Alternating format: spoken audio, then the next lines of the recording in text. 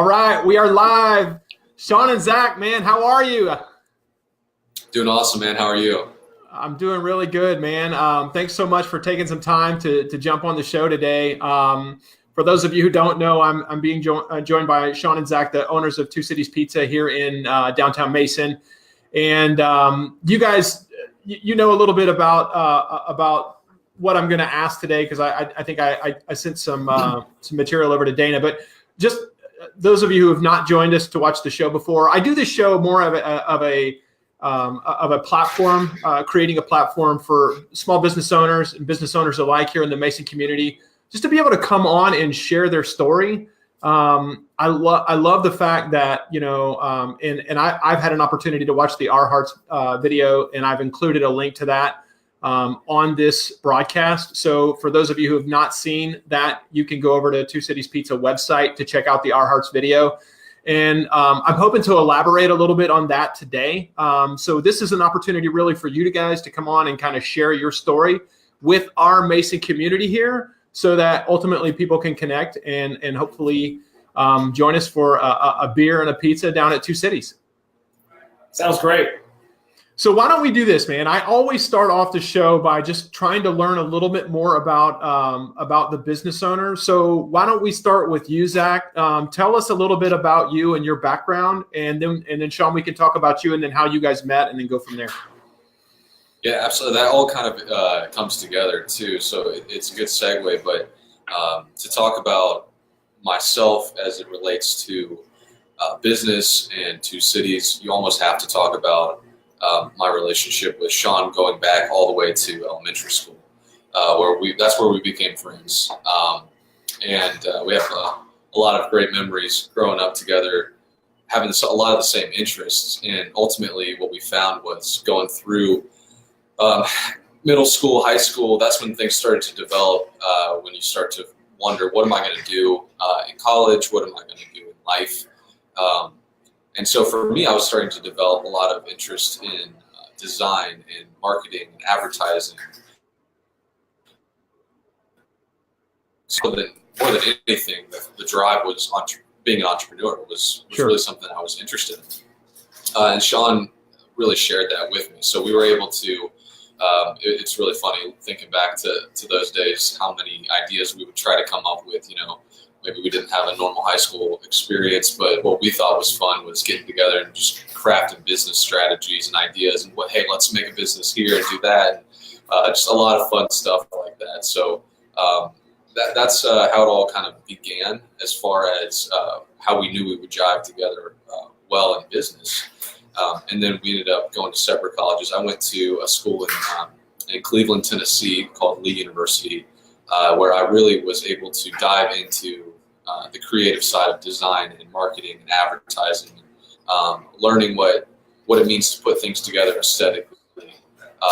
That's where I found my niche. I really liked that a lot, and it seemed to work really well. And I guess that's probably a really good time to kind of tag Sean in on what he and I were able to collaborate with. Yeah, well, I mean, going back to high school, for me, I think a really important facet of the genesis of our story is the influences that we had growing up.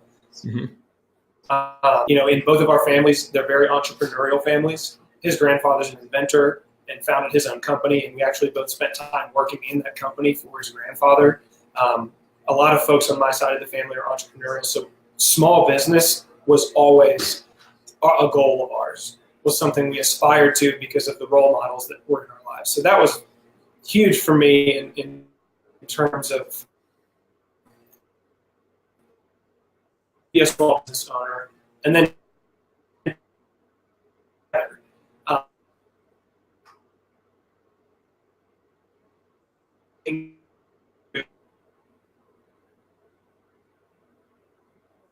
issues, and I think that's helped us.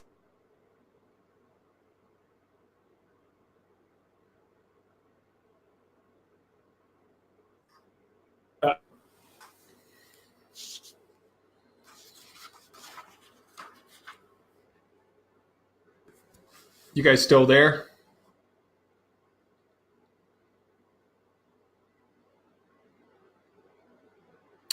Well, we are experiencing technical difficulties, so hopefully they'll be right back and we can reconnect them. Here they go. Ah, the internet and technology. Don't we love it? Yeah, there we go, man. All right.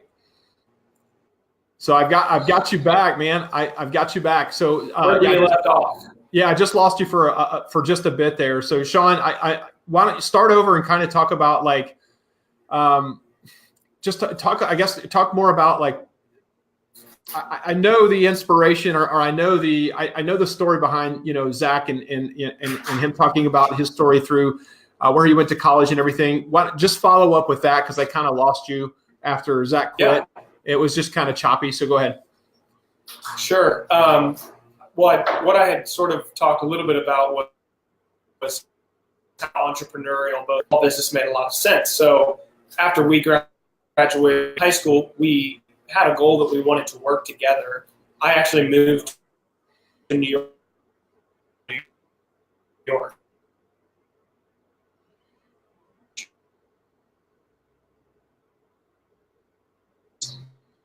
And passion for New York, but we love both hometown guys from Cincinnati, born and raised here, and sure. We also share a love for the culinary and the creative arts that come out of New York and Chicago. And so it's great for us to build the bridge between those cities here in our hometown. We really love doing that. So that's an interesting concept, because so you guys are both obviously born to be entrepreneurs, right? So how did you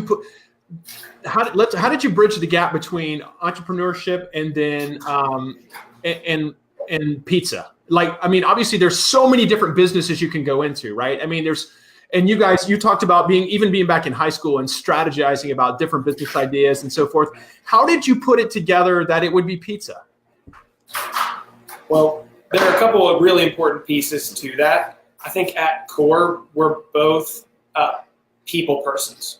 We love to be around people. And if you think about it, restaurants, you're around your team all day long and you're around customers all day long. So you won't succeed in restaurants unless you're a people person. That's a really important piece of the puzzle. Yeah.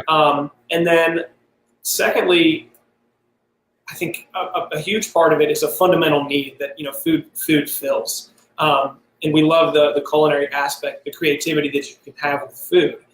So really those two things were driving for me is the people factor, and then the way that people come around food. Just seemed like a really kind of a warm way to do business. So let me unpack that a little bit, or let me ask you to unpack that a little bit. When you talk about, because you're right, I mean the success rate in restaurants is very, very low. So you talked about that missing component being relationships and people, right? So talk about how two cities. How do you take that relationship and people component and make it so that you're having so much success? We talk about hospitality. Again, role models in our lives helped teach that to us. There's a restaurateur in New York City. His name is Danny Myers, and he's written a number of books about hospitality. But at core, it's the factor of people, and we've tried to focus hospitality not as much on the customer as we do on our staff, because we think that if our staff feels like they're cared for and this is home and it's a safe place, they're going to serve our guests so much better than if they don't like their job and they don't like their boss and they don't believe in the mission of the company. So for us, we care so much about hospitality internally.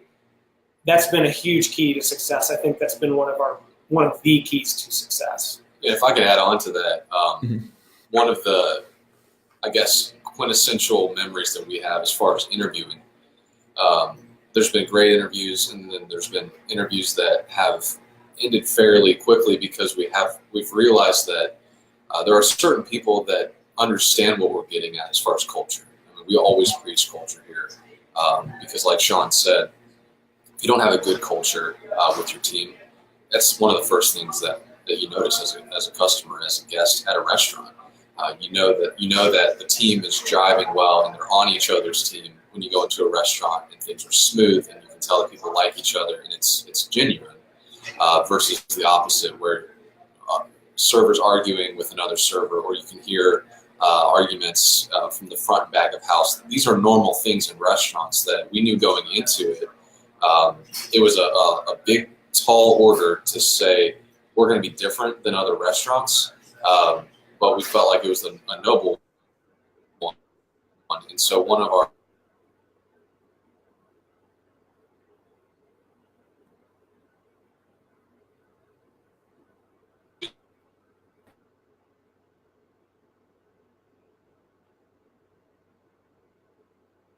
Are we still there? Yep. Great. And so you cut out when you said one of our, and then where were you going with that? Yeah. So I'm not sure if this is where it cut out, but one of our interviews, we thought he was to him. He said that putting on a show for 45 minutes to an hour with that table is what hospitality is. Putting on a show for him and being an actor, basically, is what he was saying. And that interview to us was just everything wrong about how people perceive hospitality. It's just not authentic at all. Yeah, not authentic. Exactly. And so what we do here is, we define hospitality, like Sean said, with our team first, because we know that if we're practicing it daily with each other, the 40, 50 hours a week that we're all working together matters a lot more than a 45-minute encounter, because we know that the 40 hours inform the 45 minutes. It's who we really are as a team. And I think that ethos has helped make Two Cities a community restaurant. Our goal was always to be a community restaurant, a crossroads in the community where customers come in and, their server is somebody that they taught in high school, and their track coach is over at the next table, and their city council member is at the next table. And it's like a who's who in here on Friday night of Mason community members. And that is my favorite thing. We didn't want to be a chain restaurant. If anything, we wanted to be a place that the community could gather, especially because there wasn't much life in downtown when we moved into downtown. And we've seen a huge spike in activity and in people's hopefulness for more businesses coming into downtown, because people have a lot of Mason pride, and they should, because Mason is an incredible community, and we're just excited to kind of be able to host fun nights for the community on those Friday and Saturday nights. That's my favorite thing. It's awesome, man. The funny thing is, I was literally just talking to the people over at the Common Brew. Amy specifically was talking about how they really wanted to be a community restaurant, and I got to tell you guys, I would never, in all good things to chain restaurants. I get it, right? It is they're serving a purpose, right? But it's just a different feel when you have a community restaurant or a community brew pub or a community anything, right? It's a way for people to really to connect with Mason, right? Or whatever community that business is in. And so I'm curious, how did you guys choose Mason as that community?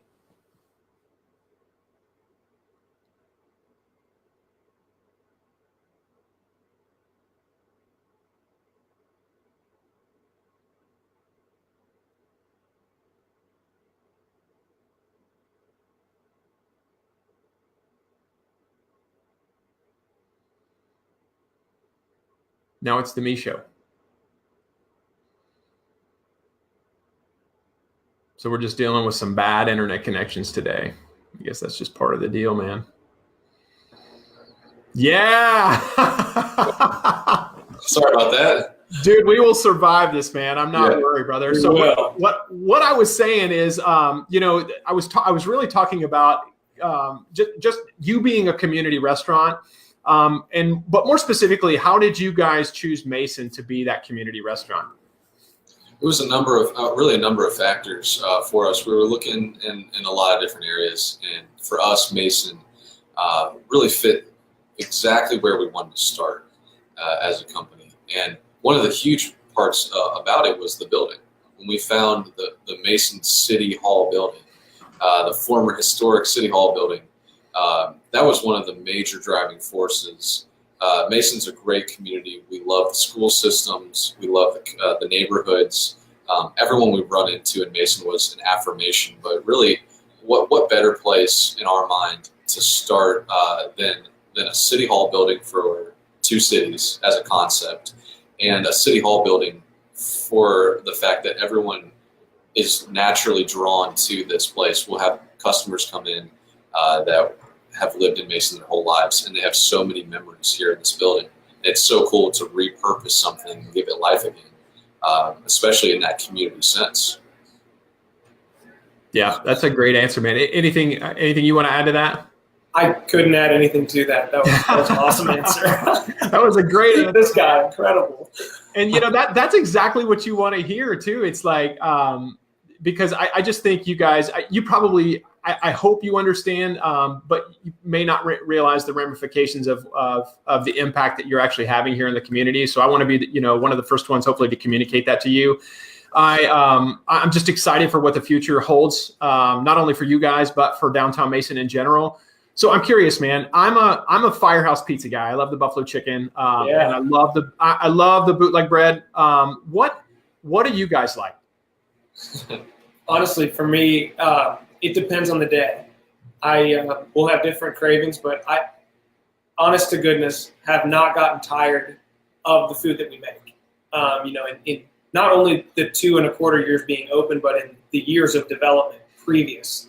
I think we've settled on some really special recipes, and having the duality of New York style thin crust and Chicago deep dish surprisingly gives you a lot of flexibility in what you're eating. There's so many different combinations that pizza as a food is such an incredible canvas, because you start out with the dough and then you can just build any sort of flavor combination. We have an Indian pizza with saag paneer and curry. We have the Firehouse with the buffalo chicken. There's barbecue. And then you have your classic margarita, that Italian flavor. There's just a lot of different ways to express culinary flavors through pizza. So talk about, let's talk specifically about the menu and where you got the inspiration. Obviously New York and Chicago played a big role in the inspiration for your crust, right? But talk about the toppings. Where did you get the inspiration for most of these pizzas? Well, a couple of the different pizzas have a specific origin, and it's great to be able to talk about it because the menu is such a limited place to talk about it. But like, for example, one of our New York pizzas is called the Urban Artichoke. And it turns out that there's a great chain of pizzerias in New York City called Artichokes. And their premium pizza is this wonderful cream sauce artichoke pizza that's just like loved by all these New Yorkers. And when I was there, living there, I loved that pizza. And so we wanted to do a tribute pizza, and we called it the Urban Artichoke. So that's one example of it being like a specific kind of honor to a certain place. But like our Chicago deep dish, we sampled as many deep dish places as we could, and we decided that we liked Lou Malnati's deep dish pizza the best.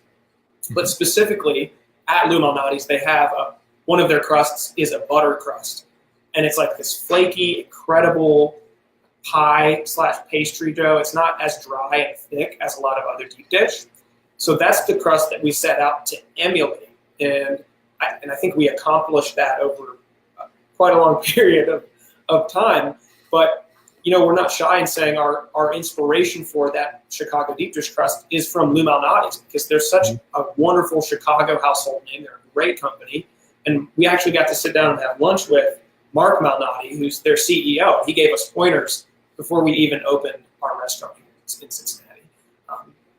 I'm getting hungry just talking about it, man. I'm getting hungry just talking about it. So what I'm hearing you say, it sounds like you guys actually you traveled to specific locations in each one of these cities to get inspiration for each one of these dishes. Is that correct? Well, it's true. And specifically on the point of toppings, this is another thing I wish we could communicate to all of our customers. But the reason our flavor is different, and I would argue better, from other pizzerias, is that we get some of our toppings and ingredients from New York City, and we get some of our toppings and ingredients from Chicago. So specifically, the cheese for our deep dish, the tomatoes we use, the sausage, the neon relish for our Chicago hot dog, the bun, all of that actually comes from Chicago. it's from the same distributor that all these deep dish guys are using. And so when we get Chicagoans in here all the time that are like, I was really skeptical, but this is just as good as, if not better than deep dish I've had in Chicago. And that's so great to hear, because we've gone to the lengths of, the distributor we use in Chicago, they didn't actually distribute to Cincinnati. We had to set up an agreement with another distributor for them to get their products. That's how important being genuine was to us. We were really scared, maybe not scared, but we had a close attention to detail when opening, because we didn't want to just claim to be Chicago deep dish and not actually be genuine. Because that's something that would be easy to do if we weren't genuine. Yeah. You could just say, yeah, you're not the real deal. But one of our distributors, they're from the Bronx in New York City, and the other one, they're from the south side of Chicago. So there's nothing not genuine about our product, and we're really proud to be able to say that. It did take a lot of legwork, but ultimately it was worth it. Yeah. So talk about that period when you decided to, and this is backing up just a little bit, but I do want to find out a little bit more about, how you went from idea, right? So you decided that you were going to do that. You were all in with the Two Cities Pizza idea, right? And then you found the building, you found City Hall, and then making that happen. I'm curious, talk about the logistics of, because that's not something that's easy to do. I mean, let's face it. There are a lot of hoops to jump through to make all that stuff happen. So talk about the challenges of doing that, and kind of elaborate on that a little bit to our audience. Well, honestly, it was, I think collaboration is one of the best words we can use when talking about that season. We've had so much collaboration with so many different people, and really for the purpose of creating something that's different and unique and worthwhile. We knew that going into pizza, it's almost a death sentence if you're not going to choose to be different or better. If you're just trying to throw together a pizza place, you're one in a million, and it's right. hard. I mean, it really is, and we knew that. We weren't arrogant enough to just assume that we could go in and change the pizza world without really trying to incorporate a lot of different ideas and new, fresh things that aren't being done. And so, in doing so, we were all just really focused on what is the concept, and that word kept coming around, concept, because a lot of places nowadays are experiencing trouble in the restaurant world that are non-concept restaurants, and that used to be okay. But just like everything else, the competition is getting stronger. Technology is improving across the board, and people, the consumer, in every area is expecting more out of the producer. And so for us, that concept was a really important thing. We are inspired by those restaurants that have done it really well. And so for us, that concept restaurant theme kind of took us down a path of experiencing different styles of pizza, and saying, what is something that people are not getting? And one thing that kept coming up time and time again is just the quintessential New York style pizza and the quintessential Chicago style pizza under one roof. It was almost like a light bulb moment when we couldn't decide between which route do we want to go down. Why not both was one of those questions that we had to answer. Yeah. And for us, that just opened up a ton of doors. And so thinking back to, the origin, working full time, doing 3 different jobs each, and full-time students as freshmen in college, and also then trying to craft a business plan, a business strategy, and say, let's forecast 4 years from now when we graduate, what's it going to look like? And we're just so thankful for the people that were put in our paths, and we feel really blessed that a lot of people were able to help us through that process and use our networks both in New York and in Tennessee with incredible business professors and design professors. Really were able to come alongside us and say, hey, this is something you're passionate about. We see this is a good idea. Collaboration was the key for us. You guys you're definitely wise beyond your years, and I think that where most restaurants get in trouble is just getting together with the idea of being being a tactician and not an actual business owner. You know what I mean? There's a difference in just making great pizza and a difference in selling great pizza. You know what I mean? Because there are plenty of people out in the world that can make great pizza, but there are not a lot of people that can turn it into a successful business. And you both have done that. And so, for that, the people at Mason and myself are exceptionally grateful. And I'm curious, like every time I've been in, I've had a great experience. And so my question to you guys would be, how are you able to, you said, one thing that resonated with me is you said that, you're getting buy-in from the people that you're bringing in on your team, right? They're sharing the vision, they're sharing the core values, but how are you communicating that in a way that each one of those people, when they touch a consumer, that they're able to give the exact same great experience? That's an awesome question. And it's one that we thought a lot about before we even opened. Before we hired our first person here at Two Cities, we wanted to communicate vision. We read a lot of books, business books about, why and having a mission statement or a vision statement. We wanted to create something that was true, that wasn't just catchy. And what it boiled down to is we felt like a lot of restaurants, when they tried to control culture, they tried to make people robotic. Like everybody says the same script and you don't feel like they're genuine. So what we wanted to do with our staff was to make sure we hired people with personality and let them work with their personality. Like that would be a recipe for success. So really the formula has been be very, very selective in hiring. Hire great, enthusiastic people just because they are that way anyway in their daily life, like they're an enthusiastic, joyful person, and then get them into the culture. And the way we talk about it when we onboard people is we talk about having soul. Have your own personality, have soul. And soul is an acronym that we came up with before we opened that is an acronym, for these 4 principles: selflessness, optimism, unity, and loyalty. And love it. That has been huge for our team.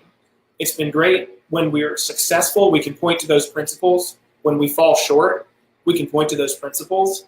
So, but even just the acronym of having soul speaks to, we don't want to control people who work here. We want to kind of unleash their potential in, we want our servers to even view it like they have a business inside a business where they're cultivating a clientele and they're knowing people's names. And what I love about our bar team, they know people's drinks when they walk through the door, not, before they order them. And that's just not something that you teach.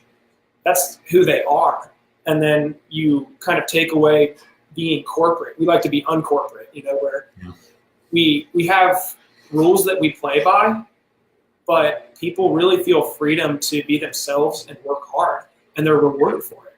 That's really helped us a lot. And that all goes back to selecting the right people, right? That's where you win. You win in selecting the right people because you don't ever have the problems. If you select the wrong people, that's when you create the problems. Not only in communicating your message, but also the culture, correct? For sure. And in small business, this is just something we talk about often, but we had a lot of difficulties. Like there were a lot of hard things about opening and starting a business. Creating the concept, what's the idea, what's the logo, what's the interior design of the building, and then our product. What are the recipes? And making sure that we have a really safe, hygienic environment that's sanitary, that we take care of the public. We really care about that. Once you figure those things out, for the most part, those decisions are made, and it's easier going. The one variable that's very difficult about small business is your team, because there is always change, and it's not a static thing. Our recipe for our pizza is static. We're not changing it. We love it. But every day when we open, it's like a play that opens each night. There's the potential to make a mistake. And so we try to treat every night like opening night. But that's a lot of responsibility and a lot of pressure to keep the staff where you need it. So my advice to any new entrepreneurs or people who want to become entrepreneurs is, 1, go for it. And 2, think a lot about your people when you have the ability to hire a team. It's huge. Like, don't overlook that, because it's actually the most important facet of our business. Easily. Absolutely, man.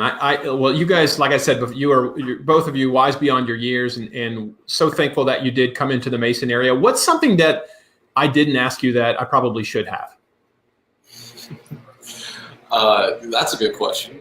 I don't know if anything that you should have asked, but one thing while Sean was talking, it made me think of was the question that we always ask everyone in our interviews that we can, and that's, what are you passionate about? Because at the end of the day, we understand that for most people here, now we have full timers and we have career people, but this is a high volume restaurant, and just like any high volume restaurant, you have tons of part timers, and we love that because it expands our Two Cities family.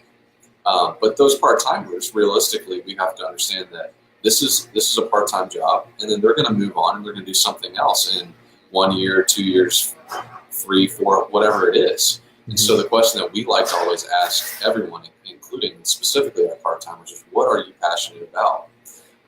And what we get back from them kind of tells us the story that we need to hear if they're going to fit into the culture. So at the end of the day, if someone is not passionate about something in their lives, it really doesn't matter to us what they're passionate about. What we want to hear them say is, this is what I'm passionate about, and this is how it affects my life. These are the life steps that I'm taking to position myself better in this area, or these are the things that I can do to make myself better in this area because I care about it. It doesn't matter what it is. We're just looking for that passion, because at the end of the day, that's what we preach here, is passion for what you do. Because there are two theories that we really buy into, and it's the positive side and the negative side, where a culture can very easily spiral downward or climb upward, just depending on how people feel about what they're passionate about.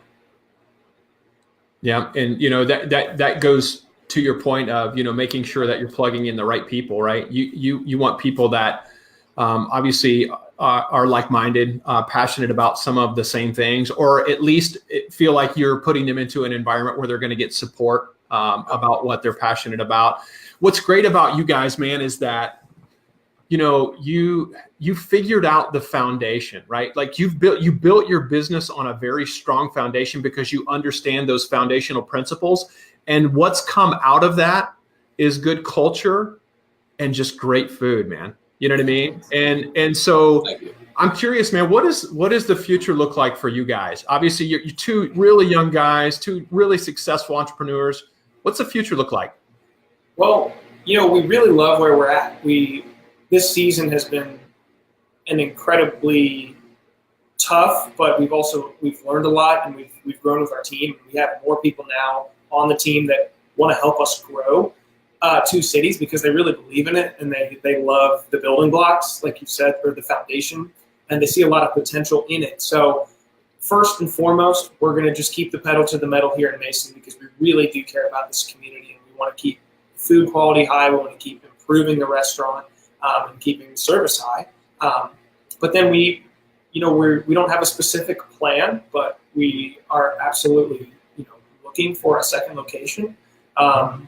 We're not actively right now, but we want to grow, and I think everybody kind of has that impulse to grow. But like everything else, there's a balance. There's a very fine line that you have to walk, where if you just have this all-encompassing vision to grow, that's what actually kills a lot of businesses. Yeah. They outstrip their means, they grow too quickly, they lose their culture, and then they kind of collapse from within. So we do want to take it slow, and we want to be we just want to think through everything that we do, and kind of keep getting the word out there about Two Cities, because we love it. We're really passionate about it. We feel like it's a special place, and it is our favorite thing on a Friday, Saturday night to meet new people who come in through the door, and they say they've never been here. I'm genuinely excited for them, to experience it, because it is a concept restaurant. It's not just a meal. It's an experience. And I hope you felt that way when you've come in. Yeah, most definitely. It's just been fun to be here and to greet people. So we love that. We don't want to lose that part of it either. Yeah. Well, Sean, Zach, hey man, thank you so much. It's truly been a pleasure to get to know you guys a little bit better and hear your story. And I have no doubt, no matter what you do, you'll be successful. And we're so glad to have you here in Mason. And keep rocking it, man. Just a big fan of your guys. And if I can ever do anything, certainly let me know. But next time I'm in, hopefully we can have a beer and say hi. Absolutely. Thanks so much for having us on. Thanks, Mike. All right, brother. It's good seeing you guys, man. You too. Take care. All right. Good luck. Thanks.